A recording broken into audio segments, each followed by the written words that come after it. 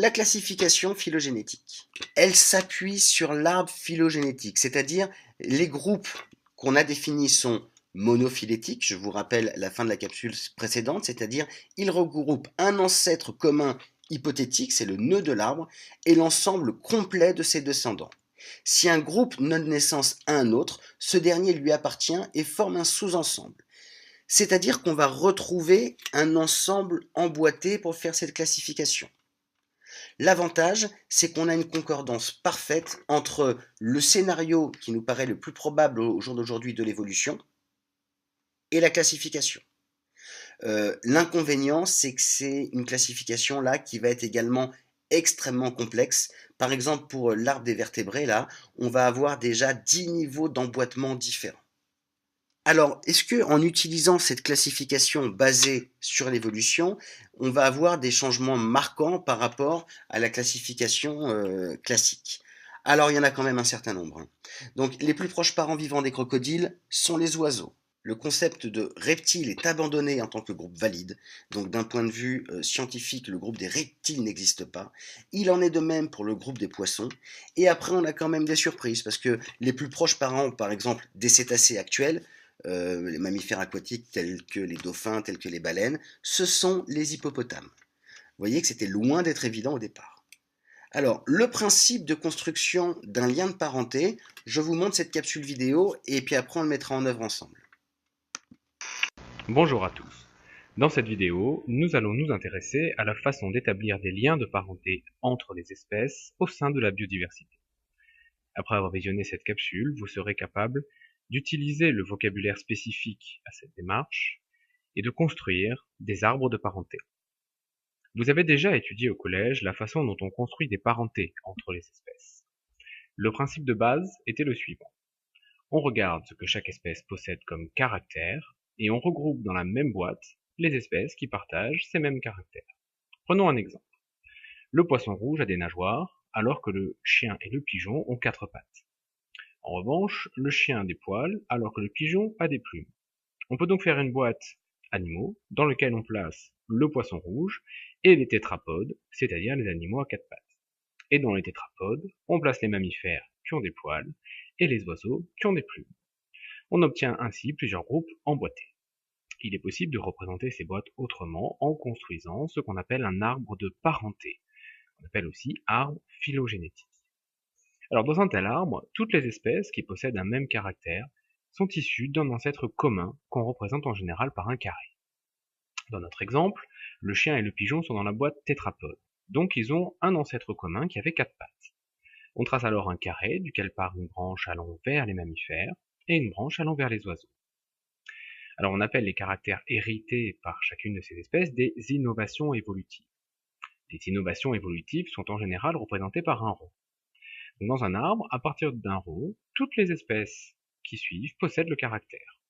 On peut donc mettre les innovations évolutives poils, plumes sur les branches du chien et du pigeon, et les 4 pattes juste avant leur ancêtre commun pour signifier qu'à partir de là, toutes les espèces ont 4 pattes.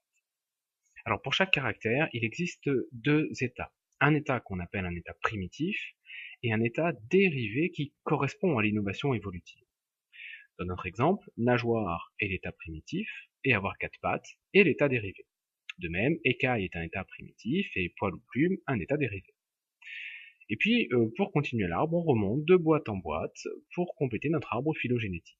Dans notre exemple, on peut mettre le poisson rouge, et puis un caractère qu'il possède, tout comme le chien et le pigeon, comme par exemple avoir un noyau dans leurs cellules. Alors attention parce que dans un tel arbre, le temps n'est pas indiqué. Implicitement, il est placé en ordonnée, et plus on va vers le haut, plus le temps s'écoule. On appelle un groupe dont les espèces sont toutes issues d'un même ancêtre commun un clade.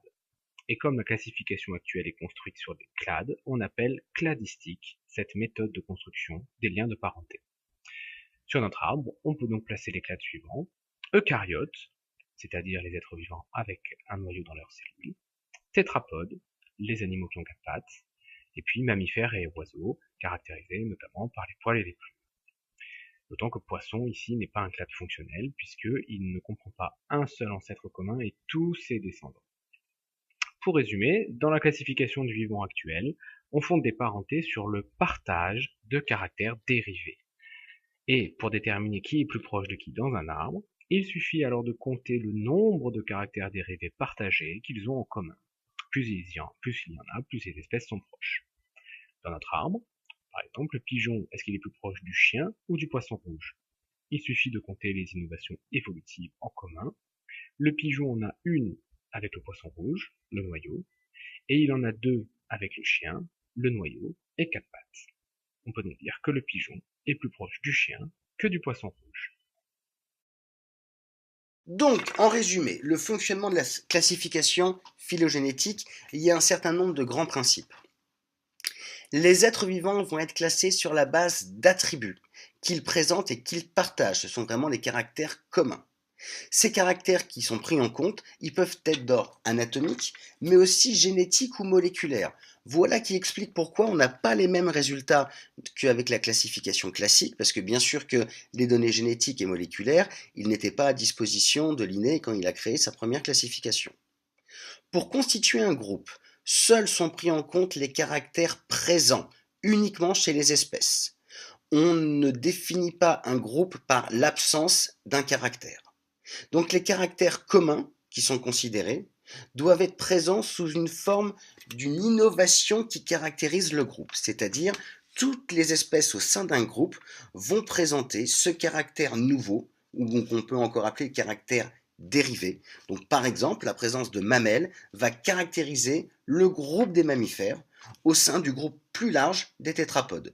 Donc la grande boîte, les tétrapodes, à l'intérieur de laquelle on aura une boîte nommée mammifères, avec comme caractère dérivé la présence de mamelles.